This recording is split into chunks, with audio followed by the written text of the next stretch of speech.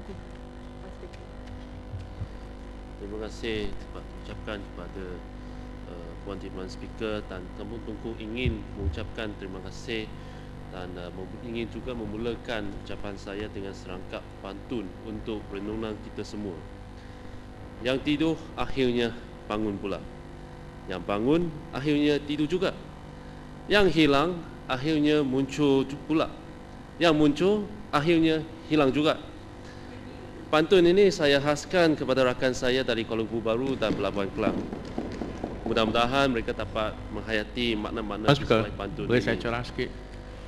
Puan Speaker, saya ingin meneruskan Puan Speaker. dengan ucapan saya kerana masa kesundukan. Okey, tunggu. Macam mana? Kampung Tunku Boleh telah saya corang? meneriti laporan Ketua Audit Negara. Saya tidak boleh memberi laluan kerana sepatutnya Yang Berhormat Kuala Lumpur Baru bolehlah berujar sehari atau 2 hari lebih awal. Maklumlah pingat banyak. Terima kasih Puan Speaker. Terima kasih Kuala Lumpur Baru. Saya telah meneliti laporan Ketua Audit Negara terhadap laporan kewangan, prestasi kewangan kerajaan negeri serta laporannya terhadap prestasi kewangan dan pengurusan beberapa agensi, Badan-Badan Berkanun, PPT, anak-anak syarikat kerajaan negeri dan juga jabatan kerajaan negeri. Rata-ratanya kerajaan negeri mendapat pujian daripada Ketua Audit Negara di mana hasil kerajaan negeri di bawah Pakatan Rakyat telah bertambah sebanyak 18% pada tahun 2008 berbanding dengan tahun 2007 apabila Negeri Selangor masih di bawah Kerajaan Barisan Nasional. Sementara waktu itu, kerajaan negeri telah berjaya menambah hasil dan mengurangkan tunggakan hasil pada tahun 2008. Kecairan tunai kerajaan negeri juga berada pada tahap yang memuaskan. Ini adalah perkataan-perkataan oleh Ketua Audit Negara. Sementara itu, pencapaian pengurusan kewangan pada tahun 2008 oleh agensi dan jabatan kerajaan negeri menunjukkan peningkatan. Majlis Agama Islam Selangor antara lain berada dalam keadaan sangat baik. Manakala 17 buah jabatan agensi negeri yang lain berada dalam keadaan baik. Bandingkanlah angka ini dengan apa yang kita capai pada tahun 2007, ini merupakan satu peningkatan. Walaupun begitu, Kampung Tunku juga ingin memberi perhatian terhadap beberapa teguran daripada Ketua Audit Negara yang bagi saya merupakan teguran yang amat mengejutkan tentang prestasi kewangan dan pengurusan setengah agensi, Badan Berkanun, PBT, anak syarikat kerajaan negeri dan juga jabatan kerajaan negeri. Memang tidak boleh dinafikan bahawa bajet kerajaan negeri merupakan sesuatu yang terpenting bagi kerajaan, tetapi apa yang selalu dilalaikan oleh orang ramai dan media ialah cara-cara penjawat awam mengendalikan wang yang begitu besar dan banyak.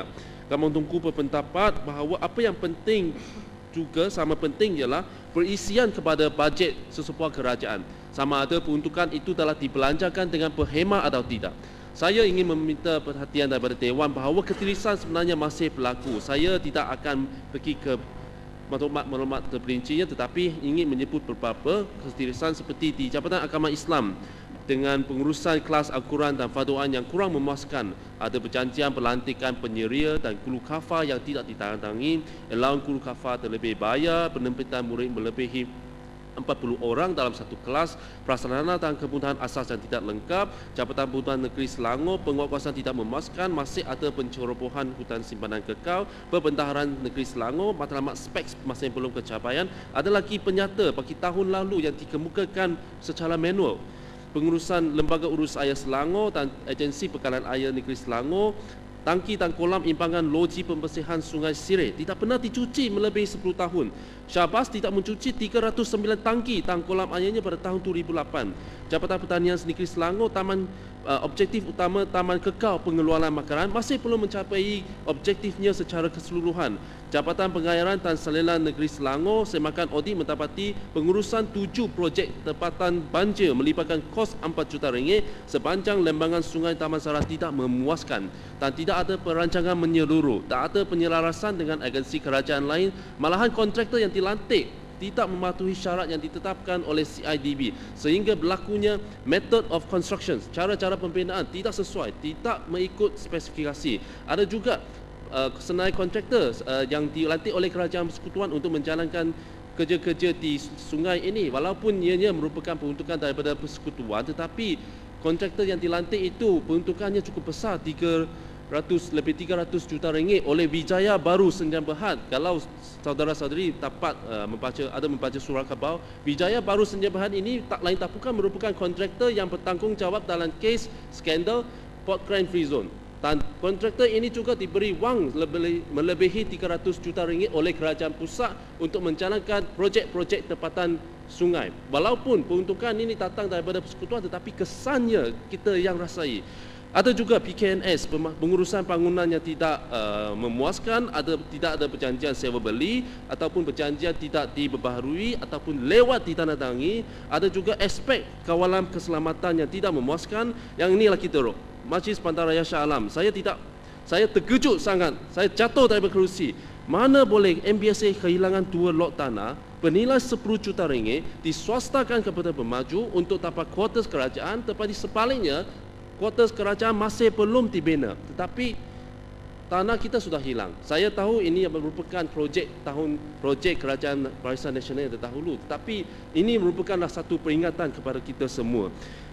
Puan Speaker, ketirisan yang berlaku ini tidak boleh dibiarkan begitu sahaja. Kerajaan perlu melakukan sesuatu untuk memastikan ketirisan seperti ini tidak berlaku lagi.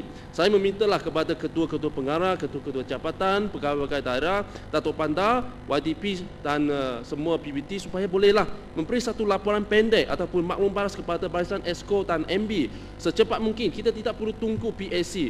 Nanti apabila Esko memberi penggulungan, ini mesti diperjelaskan seberapa banyak yang boleh. Sehingga sekarang Dewan Negeri telah menubuhkan beberapa jawatan kuasa khas secara komiti dengan izin yang ditugaskan untuk memantau eksekutif khususnya berkenaan dengan perbelanjaan wang awam. Tujuannya adalah bukan untuk mencaburi kuasa-kuasa eksekutif, tetapi untuk memantau dan menyemak sistem penyampaian perkhidmatan awam. Saya percaya, Puan Speaker, bahawa dengan adanya sistem-sistem pemantauan ini, kerajaan negeri akan dapat mengesan sebarang aktiviti penyelewengan dengan lebih cepat dan lebih berkesan, serta mampu mengambil tindakan yang sewajarnya untuk menyelesaikannya supaya ianya tidak berlarutan sehingga disiasat oleh pihak-pihak berkuasa yang lain. Kamu Tengku difahamkan bahawa sekarang ini terdapat 41 kes yang dilaporkan di dalam laporan Ketua Audit Negara telah dikenal pasti untuk siasatan lanjutan oleh SPRM. Dan baru-baru ini SPRM juga mengatakan bahawa mereka akan mengambil tindakan menyiasat dan membawa mana-mana penjawat awam yang terlibat dengan masalah rasuah ini untuk dihadapi ke mahkamah. Saya rasa kajian ini, sekiranya semua penjabat awam dapat menjalankan tugas dengan jujur dan ikhlas, dan jikalau sistem-sistem pemantauan yang kita laksanakan ini dapat memainkan fungsinya, mudah-mudahan semakan ataupun siasatan yang dijalankan oleh SPRM itu tidak diperlukan lagi, kerana kita sendiri sudah mampu untuk tackle masalah-masalah yang ada sekarang. Tak perlu sampai ke SPRM, kerana bila sampai ke SPRM dia sudah merupakan satu kes jenayah.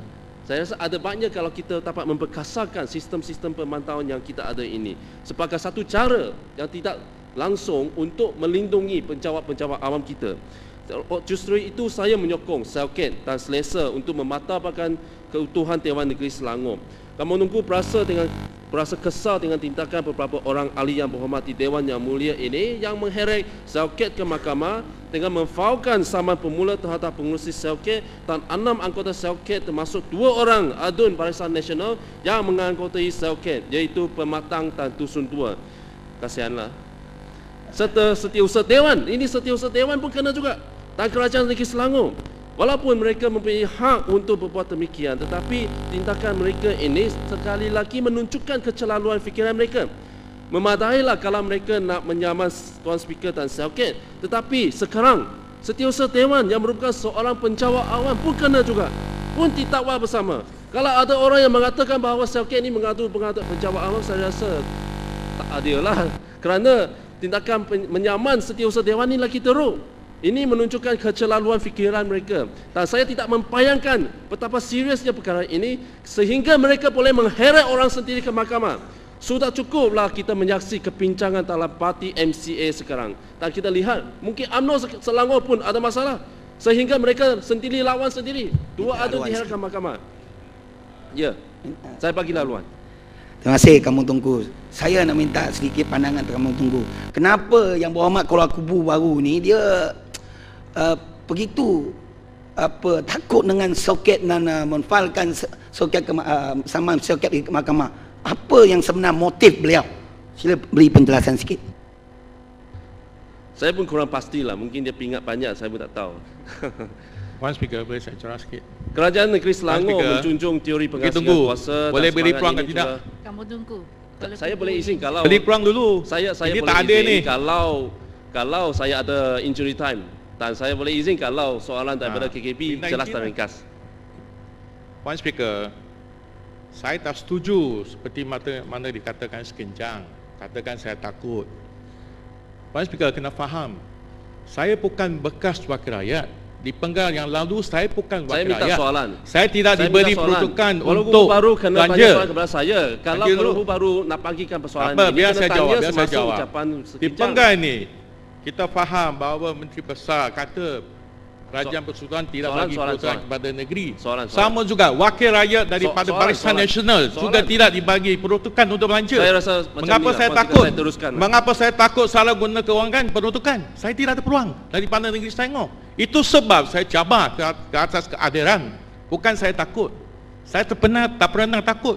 Yang Muhammad, saya rasa saya tidak dapat membenarkanlah sekali lagi, kerana Yang Muhammad mengambil masa saya untuk berucap, bukan bertanya soalan. Sepatutnya kalau perkara ini dibangkitkan, Yang Muhammad kena ambil bahagian dalam perbahasan semalam, ambil dan tanya soalan kepada Yang Muhammad sekincang. Itu saya tidak perlu terangkan lagi. Okey, Kalau Puan Muhammad nak Speaker, berucap pun, Puan berucap Speaker, dalam minta masa- maaf lah. semasa mengucap. Kerana Saya tidak. benar. Sila duduk. Kuala Kubu sila duduk. Dia tidak benarkan. One Speaker, soalan. Saya tidak mendengar. Saya kena teruskan. Mendengar. Terima kasih. Kerajaan Negeri Selangor menjunjung prinsip pengasihan kuasa dan semangat ini sebenarnya juga termaktub di dalam perkara 72 Perlembagaan Persekutuan yang menyentuh tentang keistimewaan Dewan Negeri. Saya berharap kalau boleh, kalau Guru Baru boleh dengarlah apa yang saya kata. Perkara 72(1) berbunyi, sahnya apa-apa perjalanan dalam mana-mana Dewan Negeri tidak boleh dipersoalkan dalam mana-mana mahkamah. Jelas dan ringkas. Saya rasa kita tidak perlu berguam untuk memahami makna-makna ayat ini. Kenyataan ini juga jelas maknanya, dan mana-mana perjalanan Dewan Negeri tidak boleh dicabar di mahkamah. Oleh itu saya rasa tindakan ketiga orang adun ini melanggari peruntukan dalam Perlembagaan Persekutuan. Mana-mana dewan atau badan perundangan yang bercirikan sistem Westminster memperuntukkan kuasa kepadanya untuk membuat undang-undang untuk menubuhkan jawatan kuasa pilihan khas. Setiap dewan memiliki dan mengawalkan berbagai hak istimewa. Keluasan hak istimewa Parlimen ataupun Dewan Negeri ini adalah berasaskan kepada hukum dan adab. Sir William Blackstone, seorang hakim terkemuka England pada abad ke-18 menyatakan bahawa hak istimewa ini adalah, dengan izin, very large and indefinite, iaitu ia tidak dapat ditakrifkan kecuali oleh Dewan sendiri. Antara hak istimewa dewan-dewan adalah kebebasan bercakap dalam debat, iaitu tidak ada apa-apa yang dikatakan oleh mana-mana ahli dewan boleh disoalkan, dibawa ke mana-mana mahkamah ataupun institusi di luar dewan. Satu lagi hak istimewa ialah bebas daripada penangkapan kecuali derhaka besar, felony ataupun pelanggaran aman. Dewan juga memiliki kuasa untuk menghukum pelanggaran hak istimewa mereka. Sebagai contoh, penghinaan Parlimen ataupun Dewan merupakan, iaitu keingkaran sesuatu sapina yang dikeluarkan oleh sesuatu jawatan kuasa, ia merupakan satu bentuk hukuman yang boleh dihukum. Hukuman-hukuman yang dikenakan oleh dewan-dewan tidak boleh dicabar dalam mana-mana mahkamah. Perkara ini juga berkaitan dengan cadangan kerajaan untuk mewujudkan satu enactment baru yang dinamakan sebagai Enactment Suruhanjaya Perkhidmatan Dewan Negeri Selangor atau singkatannya Selesa. Kami menunggu menyarankan Kerajaan Selangor untuk meneliti putiran-putiran di dalam Selesa ini dengan cepat dan menyelesaikan masalah-masalah teknikal yang sedang dihadapi sekarang. Berikutan daripada kes pentakwaan terhadap Selket dan Setiausaha Dewan, maka kami menunggu rasa adalah penting untuk Kerajaan Negeri Selangor mewujudkan enactment ini untuk melindungi ahli-ahli Dewan dan penjawat-penjawat awam Dewan Negeri daripada pentakwaan dan kes-kes mahkamah berkenaan dengan urusan Dewan yang jelas mempunyai unsur-unsur politik. Puan Speaker, semasa membentangkan bajet 2010 pada 10 November, Datuk Menteri Besar telah menyentuh tentang penerimaan daripada Kerajaan Persekutuan yang telah merosot dari segi beratusan pada tahun 2009 dibandingkan dengan tahun 2008 dan 2007. Menteri Besar juga menyebut bahawa projek-projek persekutuan seperti projek infrastruktur awam dan projek infrastruktur asas kini dilaksanakan oleh Pejabat Pembangunan Negeri dan tidak lagi dilaksanakan melalui agensi-agensi pelaksana di peringkat tempatan dan akar umbi seperti Pejabat Tanah dan Daerah serta pihak berkuasa tempatan. Ini memangnya sesuatu yang bercanggahan dengan semangat federalisme yang antara lain menggariskan sikap saling menghormati yang perlu ada antara kerajaan negeri dengan persekutuan. Kedua-dua kerajaan negeri dan persekutuan mempunyai hak dan kebebasan masing-masing dalam menjalankan tugas-tugas pemerintahan kerajaan mengikut peruntukan undang-undang. Dalam konteks Malaysia, undang-undang yang dimasukkan itu tidak bukan Perlembagaan Persekutuan Malaysia. Kerajaan Persekutuan menafikan tanggungjawabnya untuk membayar royalti minyak 5% kepada kerajaan negeri. Jadi saya ingin bertanya, apakah yang dibayar oleh Kerajaan Persekutuan selama ini kepada Kerajaan Negeri Terengganu, kepada Kerajaan Negeri Sabah dan Kerajaan Negeri Sarawak? Bukankah dia wang royalti? Mengapa pula wang royalti ini ditukar nama menjadi wang ehsan dan ditambah dengan pelbagai takrifan yang diterangkan oleh Meru tadi? Apabila kerajaan bertukar tangan, nisbah ini adalah tidak adil.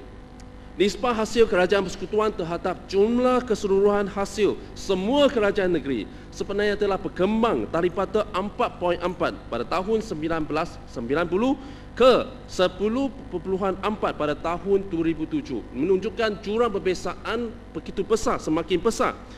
Perbelanjaan Kerajaan Persekutuan pada tahun 2009 melebihi 200 bilion ringgit, tetapi perbelanjaan setiap negeri hanya berada di antara 2 juta ringgit iaitu Perlis dan 3 bilion ringgit Sabah. Nisbah perbelanjaan Kerajaan Persekutuan terhadap jumlah keseluruhan selain itu peruntukan daripada Kerajaan Persekutuan kepada kerajaan negeri telah sebenarnya perlahan-lahan beralih daripada bentuk grant ke dalam bentuk pinjaman. Sebagai contoh, grant daripada Kerajaan Persekutuan kepada kerajaan negeri telah merosot daripada 9.9% perbelanjaannya pada tahun 75, sekarang ini sudah merosot ke hanya 2.9% pada tahun 2008. Antara tahun 1975 hingga tahun 1999, pinjaman daripada Kerajaan Persekutuan kepada kerajaan negeri bertambah 1 bilion ringgit tambah ke 9 bilion ringgit. Dan walaupun terdapat grant daripada Kerajaan Persekutuan, kebanyakannya grant ini diberi dalam bentuk projek pembangunan. Berkenaan dengan projek PIA dan PIS yang saya sebutkan tadi, biarpun peruntukan ini berasal daripada Kerajaan Persekutuan, Kerajaan Persekutuan tidak harus bahawa negeri Selangor menyumbangkan kira-kira 16 bilion ringgit terhadap pendapatan Kerajaan Persekutuan. Seandainya Kerajaan Persekutuan mengenakan cukai pendapatan ke atas sebuah kilang yang dibuka oleh pelabur asing, sekiranya PBT dan perkara-perkara seperti tanah yang diletakkan di bawah kerajaan negeri tidak diuruskan dengan bagus, adalah mustahil sama sekali untuk para pelabur asing datang ke Malaysia. Jadi peranannya ada pada Kerajaan Persekutuan, ada juga pada kerajaan negeri. Sementara itu, kerajaan negeri kita mengakui bahawa Kerajaan Persekutuan turut membantu dalam menyediakan kemudahan dan infrastruktur yang lain seperti lapangan terbang, pelabuhan, jalan raya, lebuh raya dan sebagainya untuk menarik pelaburan asing ke Malaysia. Apapun sekali, semangat saling menghormati ini perlu dijunjung sentiasa. Urusan antara Kerajaan Persekutuan dengan kerajaan negeri harus berkekalan tanpa sebarang gangguan politik. Malangnya apa yang kita lihat di Selangor adalah jauh daripada gambaran idealistik ini. Bukan sahaja Kerajaan Persekutuan tidak disalurkan kepada PDT dan PBT yang sebenarnya lebih dekat dengan rakyat dan memahami apa yang benar-benar diperlukan oleh rakyat tempatan. Malahan projek-projek yang dijalankan mereka selalunya tidak memperolehi kelulusan daripada PDT ataupun PBT. Ini melanggar, Puan Speaker, peruntukan dalam Seksyen 50 Akta Caran Parit dan Bangunan pada tahun 1974 yang menyatakan bahawa PBT hendaklah membina, menyelenggara parit dan arus air. Seksyen ini menyatakan bahawa PBT perlu menyelenggara parit dan mana-mana pihak lain yang ingin menjalankan kerja-kerja peparitan hanya boleh buat demikian setelah mendapat kelulusan daripada PBT. Ini PBT yang berkuasa, tetapi kebanyakannya tidak ada permohonan daripada PBN, Pejabat Pembangunan Negeri. Kami menunggu pernah menerima aduan daripada beberapa tempat terhadap kontraktor-kontraktor yang dilantik oleh PBN untuk menjalankan kerja-kerja peparitan Kerja mereka tidak dijalankan dengan teratur dan tersusun. Tidak ada pemantauan daripada pakar-pakar kejuruteraan di dalam PBT dan juga PDT. Sehingga ada parit yang dibina dengan gradien kecerunan yang tidak betul. Sehingga air bertakung di dalam longkang. Sehingga ada laluan air yang terlalu sempit. Sehingga ada parit yang dibina atas permukaan tanah dan jalan. Apa parit ini? Parit perlu dibina pada tahap yang rendah supaya air boleh mengalir, bukan di atas permukaan jalan. Semua ini disebabkan oleh kekurangan pemantauan dalam menjamin kualiti kerja yang diletakkan di bawah PBN. Maklumlah, PBN hanya merupakan sebuah pejabat pentadbiran sahaja. Ianya tidak mempunyai kepakaran yang lengkap untuk mentadbir satu perbandaran.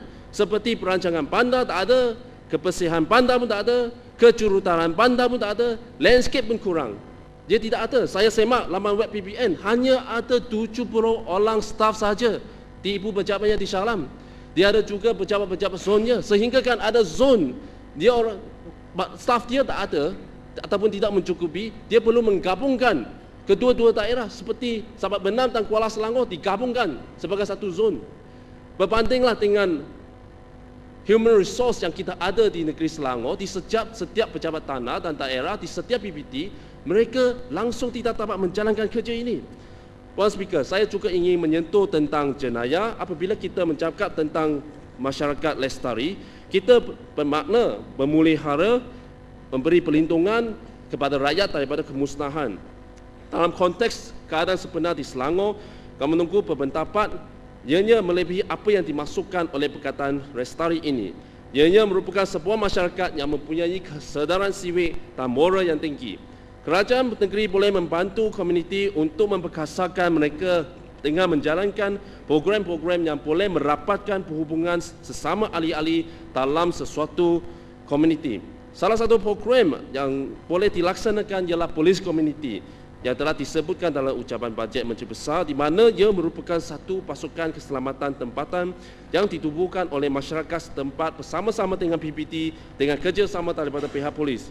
Dalam program polis komuniti ini, semua pihak yang terlibat mempunyai tanggungjawab yang sama untuk mengenal pasti, mengurangkan, menghapuskan dan mengelakkan kejadian jenayah. Ianya terdiri daripada kaki tangan sepenuh masa, separuh masa atau sukarelawan, termasuk pegawai-pegawai polis yang telah bersara. Di negara-negara maju telah terbukti bahawa pasukan polis komuniti berjaya mengurangkan kadar jenayah di masyarakat tempatan. Ini telah dilaksanakan di beberapa bandar terkemuka di seluruh dunia. Antara contohnya ialah UK Police Community Support Officer, US Community Oriented Policing Services dan Vancouver Community Police. Kampung Tungku difahamkan bahawa MPPJ telah bersedia untuk melaksanakan Auxiliary Police Force di bawah kawasan pentadbiran MPPJ, tetapi sehingga sekarang ianya masih belum dapat dilaksanakan sebenarnya kerana MPPJ masih menunggu maklum palas ataupun kebenaran daripada Bukit Aman. Malangnya situasi di mana kerajaan negara lain yang menurunkan kuasa kepada PBT dan soal keselamatan di peringkat masyarakat tempatan, kita tidak dapat melihat ini berlaku di Selangor. Oleh itu, Kampung Tungku meminta supaya program polis komuniti ini dapat dijadikan sebagai satu langkah proaktif daripada kerajaan negeri sementara kita melaksanakan Auxiliary Police Force ini, yang mana kita perlu tunggu kelulusan daripada Bukit Aman. Baiknya kalau kita dapat melaksanakan community police ini untuk membuktikan keprihatinan kita untuk menangani masalah jenayah. Salah satu contoh yang saya ingin cadangkan kepada kerajaan ialah community police yang dimulakan di SS20 Petaring Jaya, dan setahu Kampung Tungku program ini merupakan antara salah satu program community police yang agak berjaya. Puan Speaker, saya juga ingin menyentuh tentang pengangkutan awam. Saya akan cepatkan ya. Di mana pengangkutan awam ini merupakan satu perkara yang serius dan perlu ditangani bersama oleh kerajaan negeri dan kerajaan persekutuan. Kami telah melihat kebincangan yang semakin melanda di semua bandar-bandar besar di semenanjung Malaysia, di mana kadar penggunaan kenderaan awam telah meningkat dengan bilangan yang cukup dahsyat.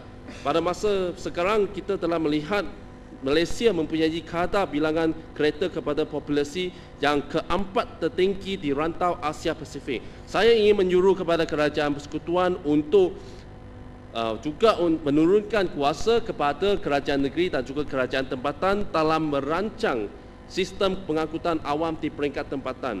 Saya ingin memberi beberapa contoh yang menunjukkan kegagalan kerajaan persekutuan untuk menangani masalah pengangkutan awam di Malaysia. Iaitu saya ingin bangkitkan satu contoh, iaitu keputusan kerajaan negeri, kerajaan persekutuan sebelum ini pernah memutus untuk membeli sejumlah 20 lokomotif bernilai 220 juta ringgit daripada negara China. Perjanjian ini telah dibuat pada tahun 2003 secara parta di mana Malaysia akan menjual 110,000 tan metrik minyak kelapa sawit kepada negara China sebagai satu pertukaran. Walaupun laporan penilaian kualiti asal mencadang kepada kerajaan untuk tidak menerima tawaran ini, kerajaan tetap terima. Tak akhirnya kita mendapati hanya 5 lokomotif yang dapat berfungsi. 15 lagi overhaul, kena repair. Sebab kerana lokomotif yang dibuat oleh negara China ini tidak mengikut cuaca tempatan. Antaranya enjin dia tidak diadaptasikan mengikut keadaan cuaca di Malaysia. Sistem penyucukannya gagal. Ini merupakan satu kegagalan, satu contoh kegagalan yang cukup besar yang saya ingin tunjukkan di sini. Perkara yang sama juga berlaku terhadap kualiti pengurusan sisa-sisa pekerja oleh Alam Fora. Saya difahamkan bahawa kos pengurusan sisa pekerja di semua PBT Selangor menelan belanja antara 20% hingga 40% daripada bajet sebuah PBT. Peratusan ini agak tinggi dan saya ingin meminta perhatian kepada kerajaan negeri bahawa kita perlu menilai kembali perjanjian-perjanjian yang ditandatangani antara PBT dengan Alam Fora ini, dan kalau boleh selepas melalui satu kajian bahawa kalau dia diambil alih oleh kerajaan tempatan, dia akan menjadi lebih efisien, maka saya mencarang membuatlah terus supaya kita berikan kontrak-kontrak atau kerja-kerja pengurusan sisa pekerjaan ini kepada mereka yang boleh melakukan kerja dan bukannya kepada kontraktor Alam Fora yang selalunya menyebabkan banyak masalah kepada kita. Puan Speaker, saya juga ingin menyentuh sedikit tentang kebebasan maklumat, di mana saya meminta kerajaan negeri, saya menyambut baik apa yang dilakukan oleh Exco dan juga Menteri Besar untuk diklasifikasikan beberapa dokumen sulit kerajaan negeri, dan saya bercadang sebenarnya ada beberapa bentuk dokumen sulit kerajaan negeri yang tidak perlu disulitkan, seperti mini mesyuarat penuh semua PBT, mini mesyuarat jawatan kuasa PBT, dan putiran-putiran kuantiti ataupun bills of quantity terhadap sesuatu projek dan tender. Sama ada tender atau projek ini ditawarkan oleh PBT, pejabat tanah ataupun kerajaan negeri. Tuan Menteri berpendapat bahawa diklasifikasi dokumen ini adalah penting untuk memastikan semua projek dan tender yang dilaksanakan adalah dijalankan dengan terus, kerana PQ, saya tekankan kepada bills of quantity ini akan secara tidak langsung membolehkan rakyat memantau perjalanan sesuatu kerja itu dengan lebih cekap. Kerana dengan adanya PQ, rakyat akan tahu untuk menjalankan sesuatu projek itu berapa banyak bahan yang diperlukan. Simen diperlukan berapa banyak. Dari situ kita agaknya boleh tahu anggaran harganya. Puan Speaker, saya juga ingin meminta kepada pejabat tanah dan daerah di seluruh Selangor supaya bertindak tegas terhadap mereka yang membina rumah kontainer dan dewan masyarakat di atas tanah kerajaan. Kerajaan telah melalui operasi fasa pertama menjalankan operasi mengambil alih dewan-dewan orang ramai dan pilihan raya yang digunakan oleh parti politik sebagai pejabat mereka. Fasa pertama sudah berlalu. Sekarang kita menghadapi masalah di fasa kedua, di mana kini kerajaan sedang mencarang mengambil alih bangunan-bangunan haram yang dibina di atas tanah kerajaan, dan operasi ini dijangka akan menghadapi kesukaran yang lebih tinggi kerana selalunya mereka yang menuduki bangunan ini akan menuduh bahawa bangunan ini didirikan menggunakan wang mereka dan bukan wang kerajaan, tanpa pengetahuan bahawa tanah yang mereka duduki itu sebenarnya tanah kerajaan, dan apa-apa bangunan yang dibina atas tanah kerajaan tanpa geran tanah adalah haram. Sebagai contoh, namun Tunku ingin bertanya sama ada pejabat MCA di Kampung Baru Huruyam Lama yang didirikan atas tanah rezerv jalan. Ini di atas tanah rezerv jalan. Mungkin Yang Berhormat Kuala Lumpur Baru boleh memberi sedikit penjelasan. Mengapa MCA boleh ada pejabat di atas tanah rezerv jalan? Sehingga sekarang pejabat tanah dan daerah Hulu Selangor belum mengambil tindakan. Perkara yang sama juga berlaku di kawasan Kampung Tunku, di kawasan-kawasan yang lain. Saya meminta supaya BBT segera menjalankan kuasa. Ya. Terima kasih Kampung Tungku. Kampung Tungku, saya ingin ingatkan masa awak sudah tamat sebenarnya. Kecederaan ada. Saya dah beri Ada masa setengah tambahan. bekerja lagi. Jadi Ada cerat sikit. Terima kasih Kampung Tungku. Bohong dengan apa yang dibangkitkan oleh Kampung Tungku tentang parti-parti politik seperti MCA, ya, menceroboh tanah kerajaan, dirikan bangunan untuk parti dan sebagainya. Saya juga ingin bagi satu contoh di Skincan. Baru-baru ni keluar di Sabah, di mana MCA Cawangan Skincan dirikan bangunan di menutup jalan, menghalang tadika, budak-budak tadika daripada keluar lalu lalang di situ. Ini MCA boleh buat bangunan di reserve tanah kerajaan, bangunan menutup jalan tadika. Saya nak tanya Muhammad Kampung Tungku, kenapa keadaan sedemikian boleh berlaku? Kenapa mereka boleh buat kerja macam ini? Saya nak tahu. Saya minta supaya pejabat tanah mengambil tindakan segera, kerana saya ada satu lagi contoh yang lagi dahsyat. Contohnya di Kampung Baru Ulu yang lama ini, kita ada sebuah kelangkaan bola keranjang, dan kita, apa yang kita lihat sekarang ini, JKKKP menceroboh masuk dan menukar nama JKKK itu kepada JKKKP dengan menambah satu huruf P di belakang K dia. Begitu dahsyat tahap dia. Saya minta PDD boleh membuat sesuatu lah. Puan Speaker, poin yang saya akhirnya saya ingin juga membangkit beberapa projek dan program yang pernah disebutkan oleh kerajaan negeri sebelum ini, iaitu yang pertama Pusat Kebudayaan Tionghoa di Klang. Saya ingin mentahulah apa update dia sekarang ini, Pusat Penerangan Babi di Tumbuk, program kawalan sendiri ataupun self-regulation terhadap penjualan minuman beralkohol di Shah Alam, dan juga zon antarabangsa di Mutiara Damansara Petaling Jaya. Saya ingin mendapatlah satu update tentang program-program ini. Kalau boleh ada laporan lagi bagus. Akhirnya Kampung Tungku ingin memohon maaf sehingga sekiranya terlanjur kata dalam ucapan saya ini. Sekian, terima kasih.